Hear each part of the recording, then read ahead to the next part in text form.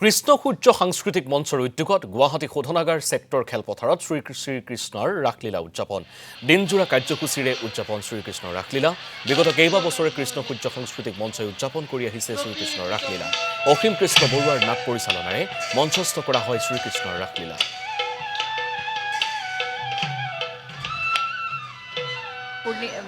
আজি মহাৰাসেৰেহে আমি ৰাগভাগী আৰম্ভ কৰিম আৰু মহাৰাসৰ মাজতে আমাৰ ফ্লেশ্ববেকত গৈ বাকী দৃশ্যবোৰ দেখুওৱা হ'ব আৰু আজিৰ এই অনুষ্ঠানটিত আমাৰ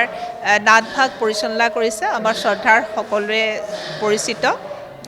অসীম কৃষ্ণ বৰুৱা ছাৰে আৰু নৃত্যভাগী পৰিচালনা কৰিছে প্ৰভাকৰ গোস্বামী ছাৰে পবিত্ৰ ভাগৱতী ছাৰে সংগীতাক্ষত আছে হিয়াশ্ৰী বৈশ্য আৰু লগতে আমাৰ বিনোদন কেন্দ্ৰৰ সমূহ সদস্যা লগতে ৰিফাইনেৰী CGM ছাৰৰ পৰা আৰম্ভ কৰি সকলোকে আমি ধন্যবাদ জনাইছোঁ যে